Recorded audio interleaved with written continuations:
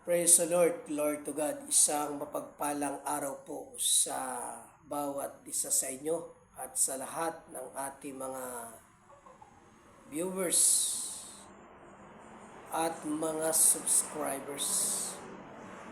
At sa mga pagkakataong ito ay sa panibagong content po na ating ipaglilingkod sa inyo mga kaibigan ay ang napapanahong issue patungkol sa araw ng Pasko. Ang biblikal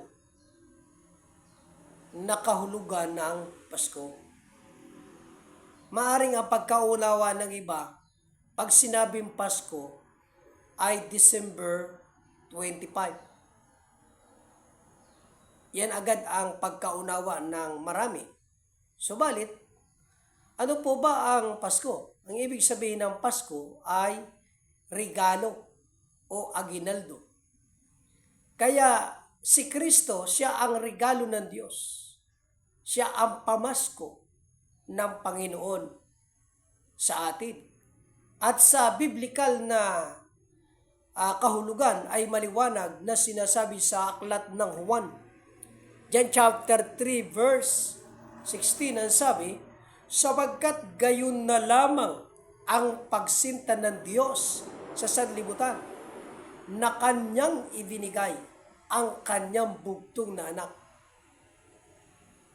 Upang ang sino man sa kanya sumampalataya ay huwag mapahamak kundi magkaroon ng buhay na walang hanggan. Yan ang biblikal na kahulugan. Sabi, that He gave His only begotten Son. Kaya si Kristo ang ibinigay ng Ama dito sa sanlibutan. Siya ang regalo ng Diyos Ama. Siya ang pamasko ng Diyos Ama para sa atin. Praise the Lord. Huwag nating ipagkamali na pag sinabing Pasko ay December 25 o di kaya'y Disperas 24. Kaya ang iba, pagka-araw ng Pasko, sabi nila December 25, December 24, doon sila giver. Pero pagka mga ordinaryong araw, aalipustahin kanila, uusigin kanila. Kaya after ng 25, pag mangaroling ka pa, sasabihin nila, tapos na ang Pasko. Bawal na ngayon. Pero alam nyo, pag nasa atin ang diwa ng Pasko, sabi nga araw-araw Pasko. Praise the Lord. Ngayon kung ating inyong tatanungin, anong araw po ba talaga si Kristo pinanganak? Wala pong sinasabi sa Biblia. Ang Biblia ay silensyo. Walang sinabi na December 25 ipinanganak ang Kristo o di kaya January 6, silensyo ang Biblia. Pero bakit dapat tayo ay maniwala na may Pasko? Sapagkat siyempre, ipinanganak ang ating Panginoong Hesukristo. Diba sabi sa aklat ng Lucas chapter 2 verse 10 to 11, at sinabi sa kanila ng anghel, huwag kayong mga takot, sabagat narito dinadalang ko kayo ng mabubuting balita na may malaking kagalakan na siyang sa buong bayan. Sabagat ipinanganak sa inyo ngayon sa bayan ni David ang isang tagapagligtas na siya ang Kristo, ang Panginoon. Maliwanag na may ipinanganak. Saan daw ipinanganak? Doon sa bayan ni David. At ang nanganak kay Jesus Christ ay yung dalaga, si Maria, mga kaibigan. Ibig sabihin, meron talagang kaarawan na isinilang ang Jesus, ang tagapagligtas. Pero hindi tayo pwedeng mag-declare ng araw at petsa. Kaya tayo, we are not celebrating December 25. but we celebrate the spirit of Christmas, yung diwa ng Pasko, na talagang ang Panginoong Jesus ay ipinanganak sa pasabsaban. Purihin ang Panginoon. To God be the glory.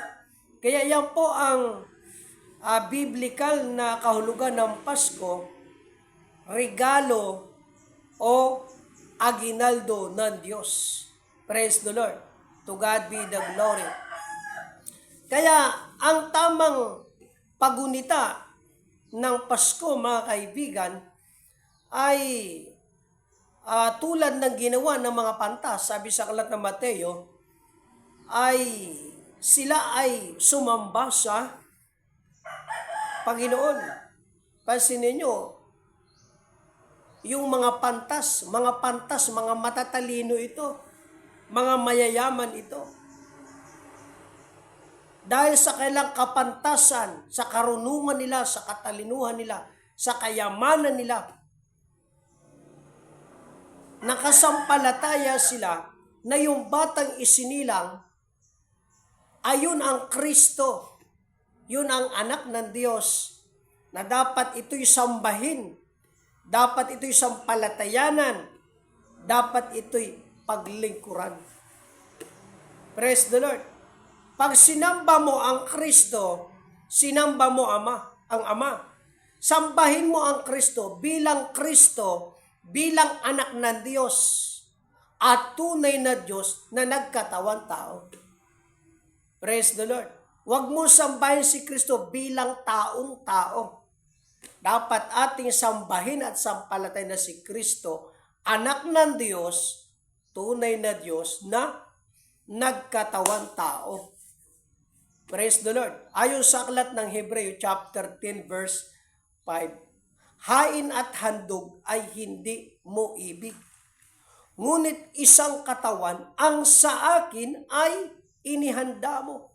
Mismo ang Diyos na Ama ang naghanda ng katawan para kay Kristo nung siya ay pumasok sa sanlibutan. Praise the Lord. To God be the glory. Kaya matuwid lamang na sa ating sambahin, praise the Lord, bilang Kristo, bilang anak ng Diyos, na nagkatawan tao. Yan ang tamang pananampalataya, tamang pagsamba, mga kaibigan. Kaya ang Pasko ay, pagsamba. Pero hindi ibig sabihin na, pagka ikaw ay 24 lang, December 25, doon ka lang sasamba. Dahil tayo ay tungkulin talaga natin yan na ang Diyos sambahin. Ang Diyos ay paglingkuran. Praise the Lord.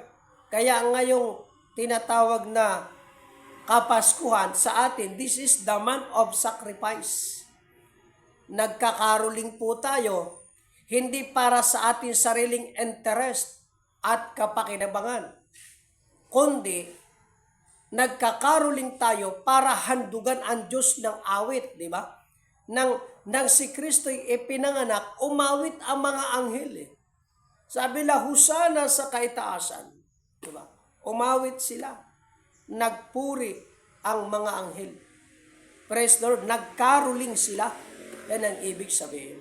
Kaya tayo, nagkakaroling tayo, naghahandog tayo sa Diyos ng awit kay Kristo. Praise the Lord. Maging sa mga pagpapala ng Diyos sa atin, tulad ng mga pantas, ang kanilang mga pilak, mga kayamanan, ay dinala nila. Halos naglakbay sila ng malayo para hanapin ang sanggol na si Jesus, para sambahin at sila'y makapaghandog. Praise the Lord. Kaya tayo halos naglalakbay tayo ng malayo. Malayong lakbayin. Para ano? Para makapaghandog. Praise the Lord. Para makapag-alay. Kumusta po tayo sa aming mga viewers at mga subscribers? Dapat ito ang ating desire na na ang Diyos ay, na ang Kristo ay handugan ang kanyang mga blessing at mga pagpapala sa atin handugan natin ang Panginoong Jesus. Christmas is worship. Christmas ay ang paghahandog, lalo na sa aming mga kapatid. Kung tayo nasa iglesia, wala tayong damdamin, pakikisa sa ganitong month of sacrifice. Aywan ko lang sa inyo kung kayo mararapture. Ba? Kung gusto nyong marapture, makapasok sa kaharian ng Diyos, makipagkaisa kayo sa mga sugo ng Diyos, makipagkaisa kayo sa amin bilang mga lingkod ng Diyos sa pagsasakripisyo. Pero kung tayo ay mga pabaya, walang damdamin, ang isip lang natin para sa ating sarili, wala tayong damdamin para sa ikalalago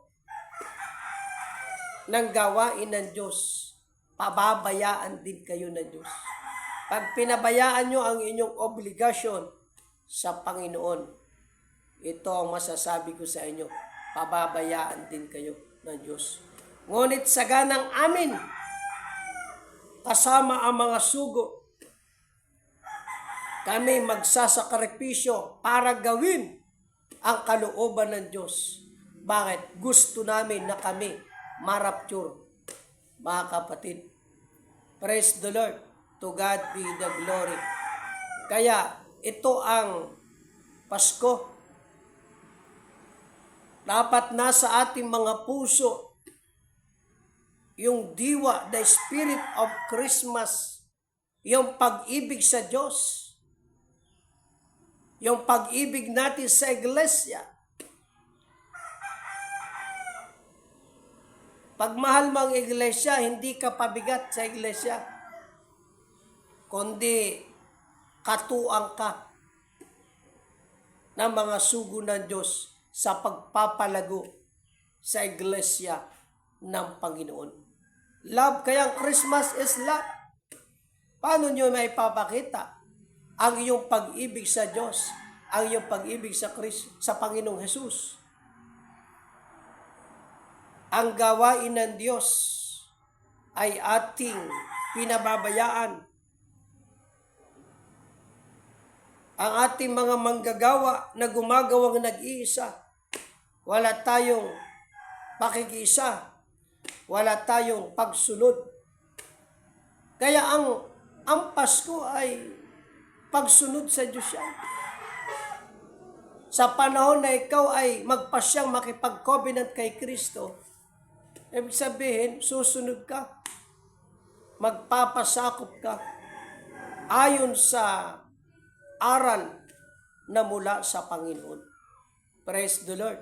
To God be the glory. Yan mga kapatid. At Christmas as love, loving and sharing.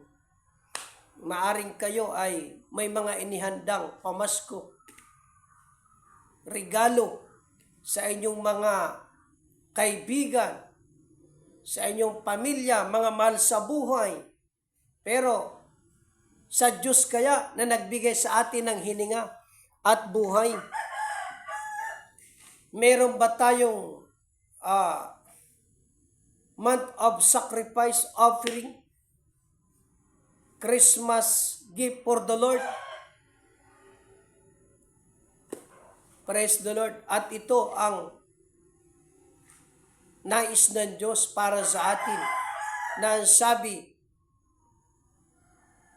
sa John chapter 9 verse 4, kinakailangan nating gawin ang mga gawa. Hindi lang basta makagawa. Gagawa ka kung gusto mo. Pag hindi mo gusto, hindi ka gagawa. Ang paggawa ay obligado. Umulan, bumagyo, umaraw. At yan ang tayo bilang mga ministro ng Panginoon na kasama ng mga sugo. Umulan, umaraw, umulan, bumagyo, tuloy ang paggawa ng kalooban ng Panginoon. Praise the Lord. Yan ang mga mararapture. Yan ang mga papasok sa walang hanggan, ang gumaganap ng kalooban ng Diyos. Pero kung kayo, mga mahiyain, mga pasosyal-sosyal kayo, hindi kayo makapag-caroling, nahihiya kayo. Pasosyal-sosyal tayo, paisi-isi lang tayo. Pero ito ang tandaan nyo, hindi kayo mararapture pag ganyan ang inyong paglilingkod. Nagmamatigas tayo. Bakit? Kanino nyo ginagawa yan? Nagmamatigas kayo. Masyado tayo mabagal. Kanino nyo ginagawa yan? Sa Diyos nyo ginagawa yan. Mga kapatid. Kaya sa mga pagkakataong ito, kilos tayo. Gawa ang hinahanap ng Diyos para sa atin. Ang Christmas ay panahon ng paggawa. Tama yung mga pantas eh. Ang layo ng nilakbay nila. Hinanap nila yung sanggol na ipinanganak na si Jesus. Para makapaghandog lang sa Diyos, kay Kristo, makasamba. Sipin nyo yan. Praise the Lord. Sa kaya ang sacrifice, Pasko ay sacrifice. Pagmahal mo ang Diyos, walang malayo, walang mahirap.